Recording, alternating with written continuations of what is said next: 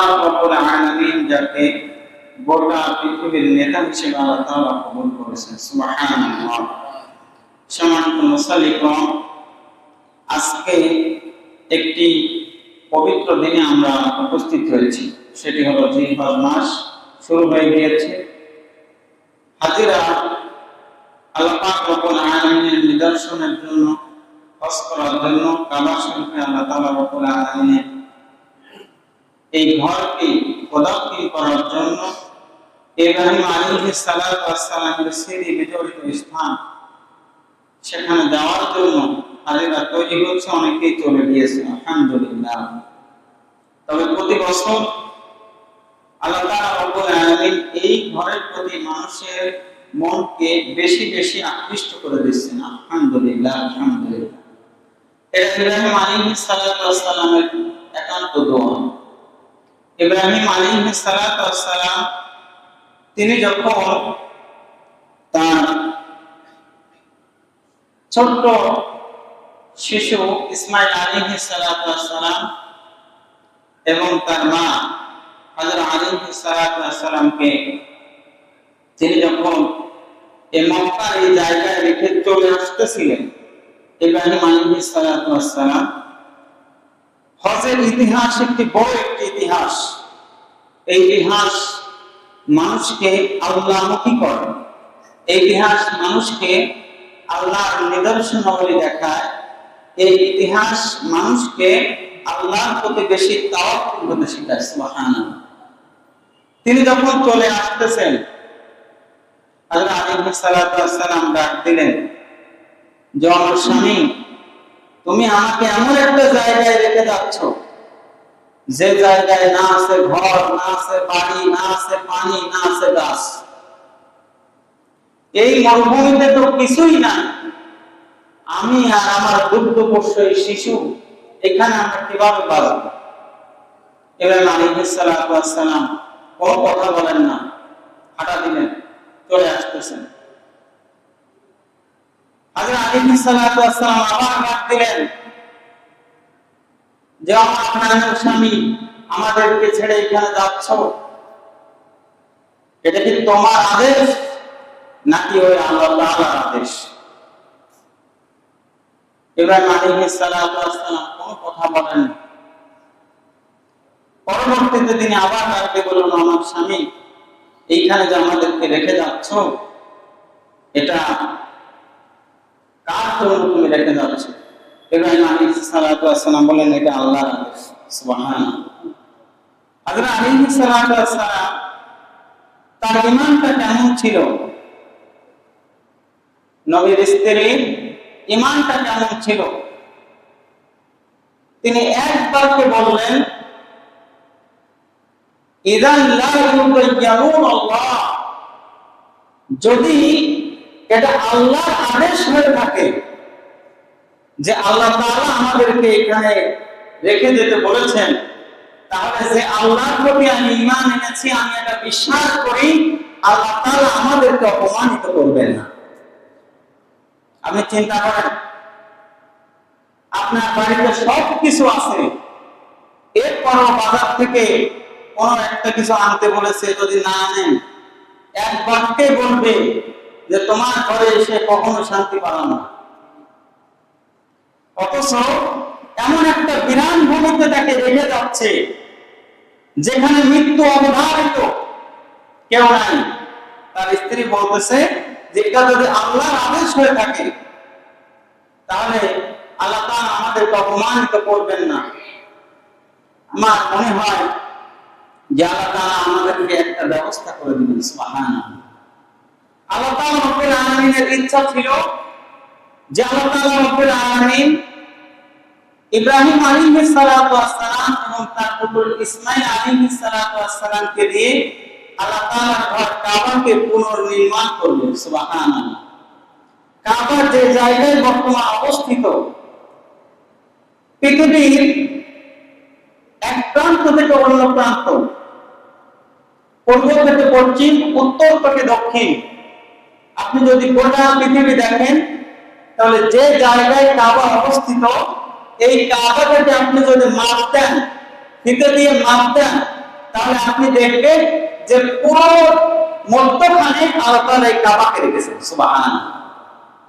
তার মানে কাবা যে জায়গায় অবস্থিত সেখান থেকে যতদূর পূর্বে ততদূর পশ্চিমে, আবার উত্তর দক্ষিণ সমস্ত জায়গায় মাঝখানে আল্লাহ তাআলা কি রেখেছেন?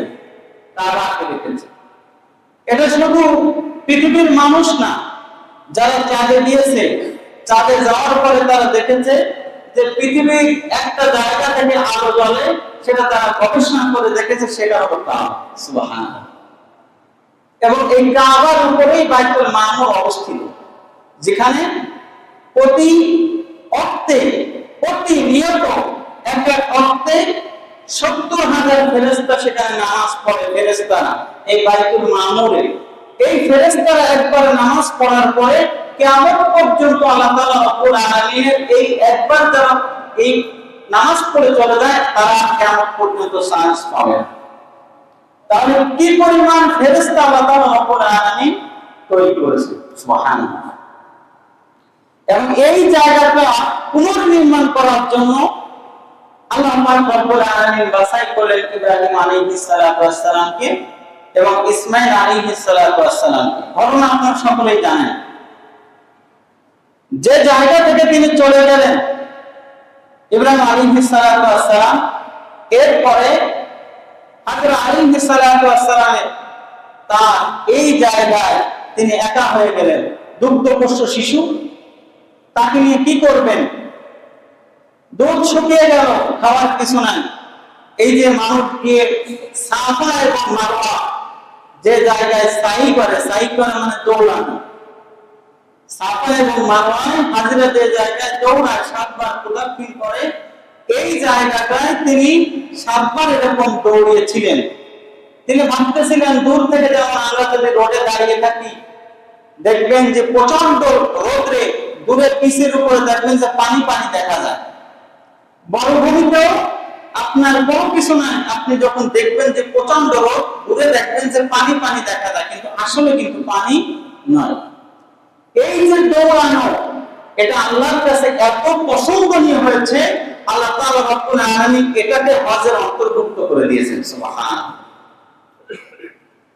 তিনি বারবার প্রদক্ষিণ করলেন, কোথাও কিছু নাই।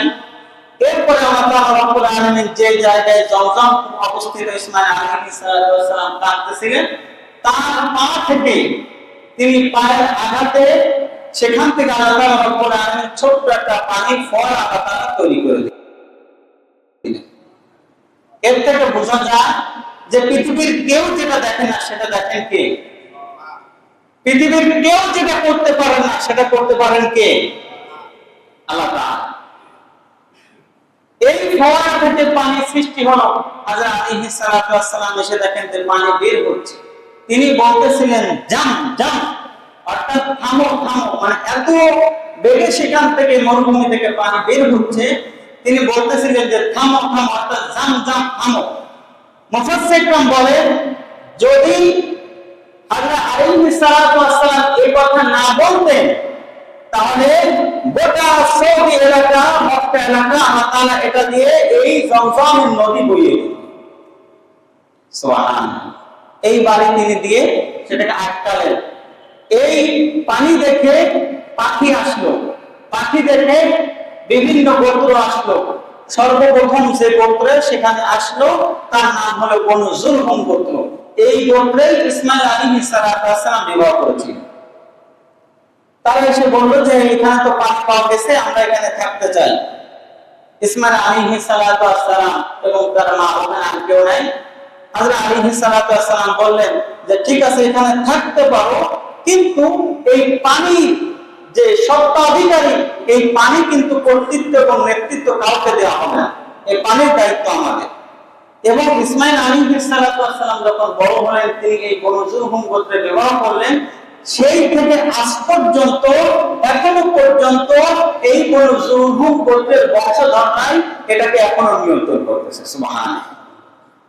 তাহলে এই যে আল্লাহ রাব্বুল আলামিন হজের বড় একটি নিদর্শন ইব্রাহিম আলাইহিস সালাম এবং ইসমাঈল আলাইহিস সালাম দ্বারা ঘটালেন। পরবর্তীতে তিনি যখন বড় হয়ে গেলেন, ইব্রাহিম আলাইহিস সালাম আসলেন।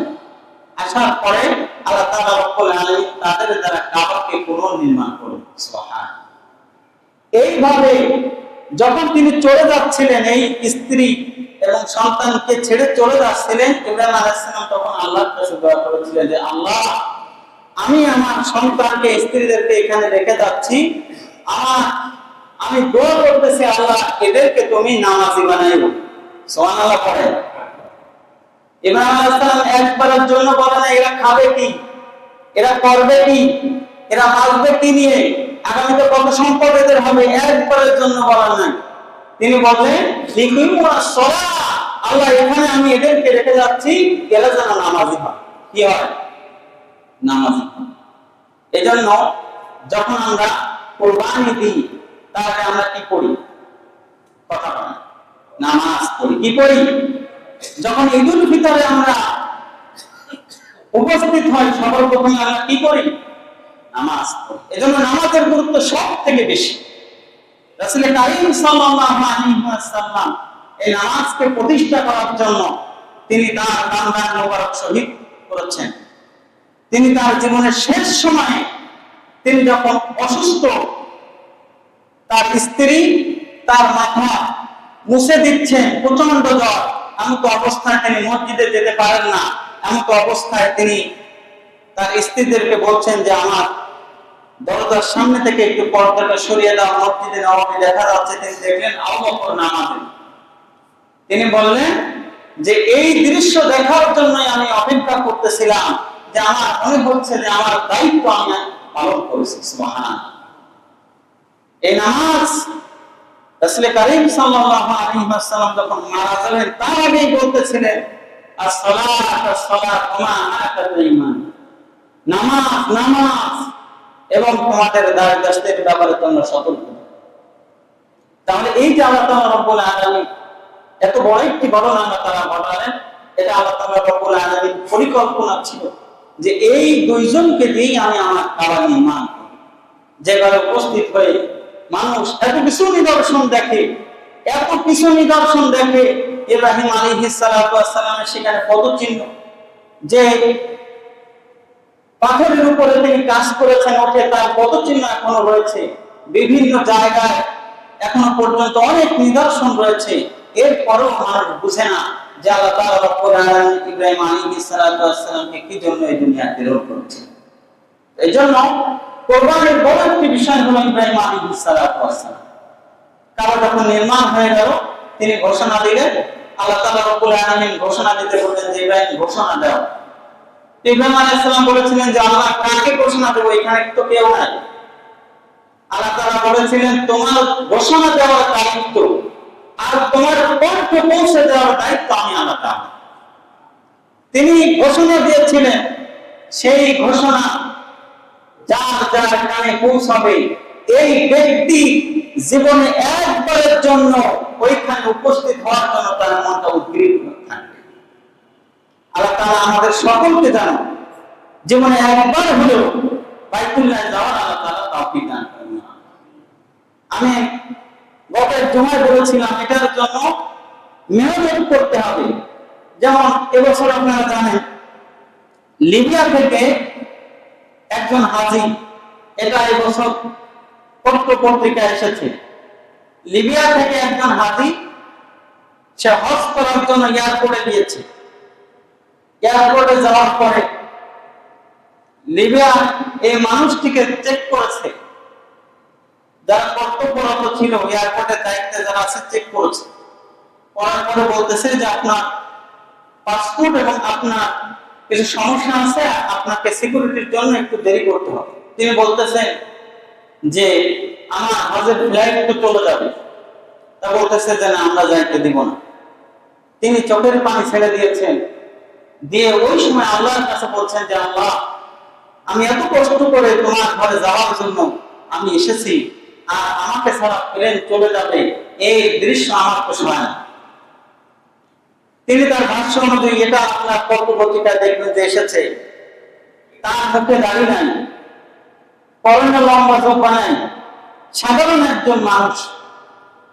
প্লেন স্টার্ট দিয়েছে প্রথমবার, যখন প্লেন স্টার্ট দিয়েছে প্রথমবার প্লেন স্টার্ট হয় নাই,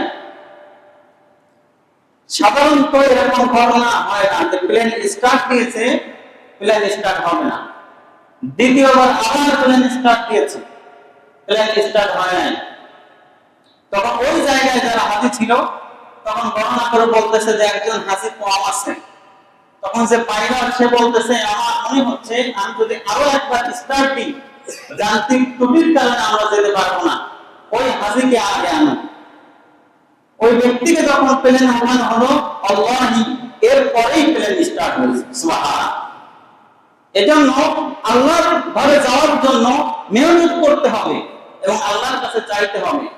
পৃথিবীর ইতিহাসে এটা খুবই বিরল যে প্লেন স্টার্ট দিছে, প্লেন স্টার্ট হয় না একবার থেকে দুইবার, এটা এই দৃশ্য দেখা যায় না। তো এই জন্য ওনাকে সৌদি থেকে অনেক হাদিয়া দিয়েছে, সম্মান করেছে যে এই ব্যক্তির কারণে গোটা